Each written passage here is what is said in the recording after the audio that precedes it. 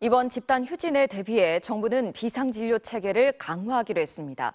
응급 환자나 암 환자들이 제때 치료받지 못하는 일이 없게 한다는 건데요. 정치권에서도 부랴부랴 사태 해결에 나섰지만 당장의 뾰족한 수를 내기엔 늦었다는 평가입니다. 홍익표 기자가 보도합니다. 정부는 집단 휴진 결정을 거두지 않는 의료계에 깊은 유감을 표했습니다. 우리 사회 전체에 큰 상처를 남기고 의료계와 환자들이 수십 년에 걸쳐 쌓은 신뢰를 무너뜨리는 일입니다. 그러면서 이번 집단 휴진에 대응해 비상진료 체계를 강화하겠다고 밝혔습니다. 전국 4개 광역별로 당직 기관을 정해 응급 환자를 24시간 대비할 수 있게 하고 국립암센터 병상을 최대한 가동해 암 환자들의 진료 공백을 줄이기로 했습니다. 공공의료기관 병상도 최대치로 가동하고 경증 환자의 비대면 진료도 활성화한다는 겁니다. 정부는 의료계를 향한 대화의 문도 열려 있다고 거듭 강조했습니다. 다만 의료계가 요구해온 전공의들에 대한 행정처분 취소는 받아들일 수 없다고 이미 선을 그은 데다 의대 정원 증원 문제 역시 양측의 근본적인 입장차가 뚜렷한 상황입니다. 정치권에서도 부랴부랴 대응에 나섰습니다. 더불어민주당 등 야권은 무기한 휴진을 예고한 서울의대 비대위 등을 면담했지만 현 상황을 재확인하는 데 그쳤습니다. 의정 갈등을 해결하기 위해서 국회가 할 수 있는 모든 역할을 국회 보건복지위원회에서는 할 계획입니다. 국회 상임위를 전면 거부하고 있는 국민의힘도 앞서 자체특위 차원에서 의협을 만났지만 뚜렷한 대책을 내진 못했습니다. 어떻게 해결할 건지 그런 진지한 대화를 나눴습니다. 의협 회장님한테 많이 배웠습니다. 의정 갈등의 골이 이미 깊어질 대로 깊어졌지만 정치권이라도 나서서 사태 해결을 위해 노력했어야 하는 것 아니냐는 지적이 불가피해 보입니다. 정진석 대통령실 비서실장은 의료계를 향해 국민의 호소에 귀 기울여 현명한 판단을 내려달라고 말했습니다. MBC 뉴스 홍익표입니다. 집단 휴진을 앞두고 가장 불안한 사람들은 환자와 그 가족들이겠죠. 정부도 의료계도 응급 환자나 중증 환자만큼은 제때 진료받을 수 있도록 하겠다고 했지만 이미 전공의들이 자리를 비운 상황에 교수들까지 병원을 떠난다고 하자 환자들의 불안감은 더 커지고 있습니다. 송서영 기자입니다. 어젯밤 11시쯤 간경화를 앓던 70대 아버지가 쓰러지면서 머리를 다쳐 급히 119에 신고한 이은미 씨. 구급차 안에서 1시간을 기다렸습니다. 전화한 병원마다 응급실 의사가 없다는 답이 돌아왔다고 했습니다. 의사 파업 때문에 의사가 없습니다. 죄송합니다. 결국은 차로 10분 거리에 있는 세브란스 병원을 갔습니다. 그러니까 웬만한 1차는 다 했고요. 네. 2차 병원 크다 하는 데까지 다 했어요. 아까보다 상태 좋아지신다니까 하면은 와라. 겨우 응급처치를 마친 뒤 이 씨의 아버지는 집 근처 병원 중환자실에 입원했습니다. 의료계는 필수 분야 진료는 큰 문제가 없을 거라고 하지만 환자들이 직면하는 현실은 다릅니다. 응급 상황이 다 잘 돌아가고 있다고 하는데 심장이 멎은 사람, 피가 터진 사람, 나오는 사람을 하다 보니까 희귀질환은 119 차 안에서 대기해야 되는 상태가 돌아오더라고요. 응급실 뺑뺑이가 만성화된 데다 전공의들이 대거 병원을 떠난 지도 넉 달이 넘어가면서 남은 의료진의 피로도도 이미 한계를 넘어섰습니다. 정부가 대책으로 제시한 비상진료 체계 강화가 근본적인 해법이 될 수 없다는 지적도 나옵니다. 현재 응급실만 작동된다고 될 수 있는 게 아니거든요. 다른 배후 진료과가 다 제대로 작동돼야 되는데 그렇지 않게 집단 휴진을 하지만 응급실 중환자실은 최선을 다하겠다. 이게 앞뒤가 안 맞는 이야기예요. 환자단체들은 정부와 의료계 갈등에 결국 고통받는 건 환자들이다. 생명을 담보로 무엇을 얻으려고 하는 거냐며 집단 휴진을 즉각 철회해달라고 호소했습니다. MBC 뉴스 송서영입니다. 최상병 특검법을 재추진 중인 더불어민주당이 최상병 국정조사에도 본격 시동을 걸기로 했습니다.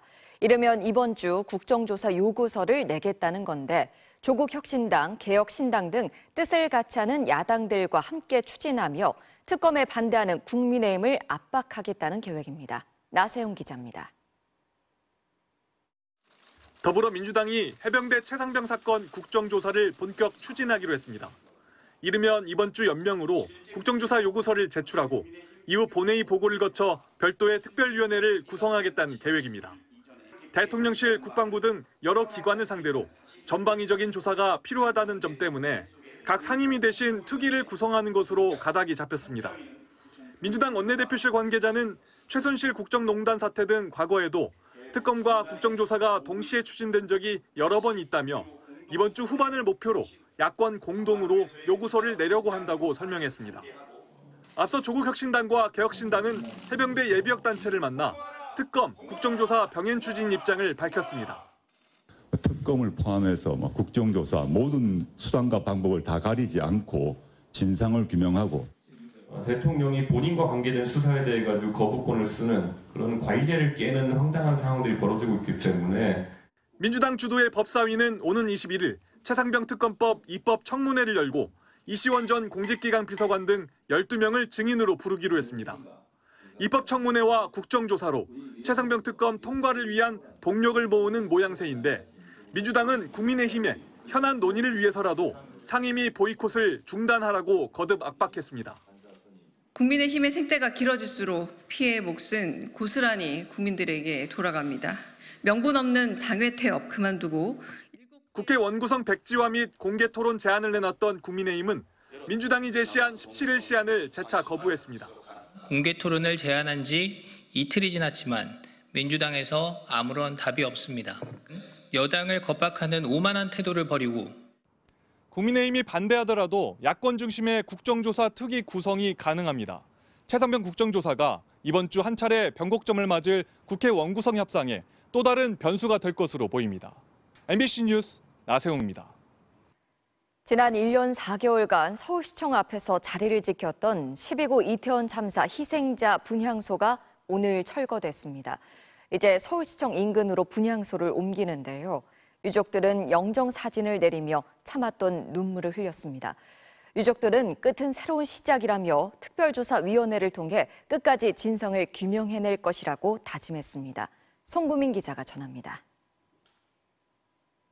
박소영님 기억하겠습니다. 한수빈님 기억하겠습니다. 159명의 이름을 하나씩 부르며 기억하겠다 다짐합니다.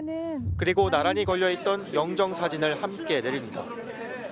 자식의 영정을 꼭 부여잡은 채 참고 있던 눈물이 이내 터지고 맙니다.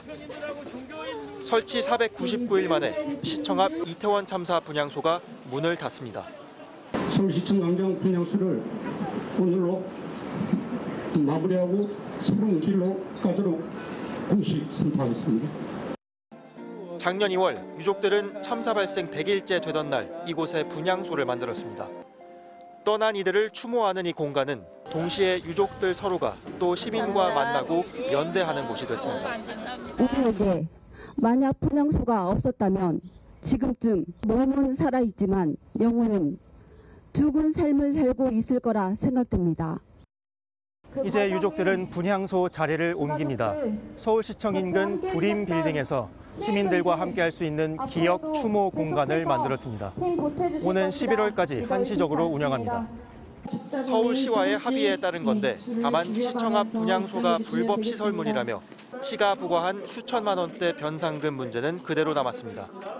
특별법에 따라 만들어져야 할 특별조사위원회는 출범이 법정 시한을 넘길 걸로 보입니다. 특별법 시행일로부터 한 달 안에 특조위원들이 임기를 시작해야 하는데 국회가 아직 대통령에게 위원 추천조차 못했기 때문입니다. 유족들은 내일 여당 추경호 원내대표를 만나 여당 몫의 특조위원 추천을 서둘러 달라고 요청할 계획입니다. 오늘은 내일을 준비하는 시간입니다. 거친 시작을 알리는 메시지라고 생각합니다. MBC 뉴스 손구민입니다. 골프 선수 출신 박세리 씨의 재단과 새만금에 골프학교와 레저 등 3천억 원대 관광 개발을 하겠다는 계획이 철회됐습니다. 박세리 씨의 아버지가 제출했던 사업 의향서가 위조 의혹에 휩싸였기 때문인데요. 문제는 사업을 추진했던 새만금 개발청도 1년 뒤에나 이런 사실을 확인했던 것으로 드러났습니다. 조수영 기자가 취재했습니다. 바다를 메워 마치 섬처럼 조성한 부안 쪽의 새만금 관광 레저 용지. 축구장 200개를 합친 것보다 넓은 1.6제곱킬로미터 면적으로 관광사업 용도로 쓰겠다는 곳입니다. 정부는 재작년 국제골프학교와 해양골프장 등을 추진하기로 하고 민간 사업자를 선정했지만 현장은 잡풀만 무성합니다. 제 뒤로 광활하게 펼쳐진 바로 이곳 일대에 무려 3천억 원이 투자될 거라던 골프 관광 개발 사업. 최근 2년 만에 최종 무산된 것으로 확인됐습니다. 새만금 개발청이 뒤늦게 허위 사실을 확인하고 우선 협상 대상 지정을 취소해 사업이 물거품이 된 겁니다. 우선 협상 대상 지정은 당초 민간 사업자가 골프 여제 박세리 씨가 세운 비영리 법인인 박세리 희망재단의 도움을 받아 3천억대 골프 레저 관광 사업을 하겠다고 제안하면서 시작됐습니다. 하지만 뒤늦게 알고 보니 박세리 희망재단은 그럴 계획이나 의사가 전혀 없었습니다. 박세리 이사장의 부친이 가짜로 꾸민 재단 명의의 의향서가 업체를 통해 새만금 개발청에 전달됐던 겁니다. 박세리 골프 아카데미를 하는 걸로 해서 이렇게 우선협상 대상을 선정하는데 기여를 한 거죠. 컨셉이. 그래서 그 내용이 이제 회의라고 이렇게 해가지고.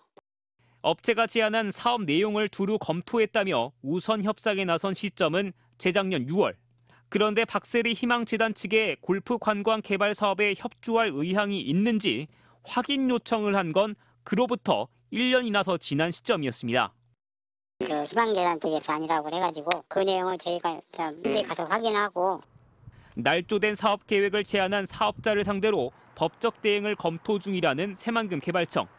관광 개발을 촉진한다며 100메가와트 수상 태양광 사업권까지 혜택으로 내건 터라 허술한 업체 선정에 따른 전체 사업 지연의 책임에서 자유로울 수 없습니다. MBC 뉴스 조수영입니다.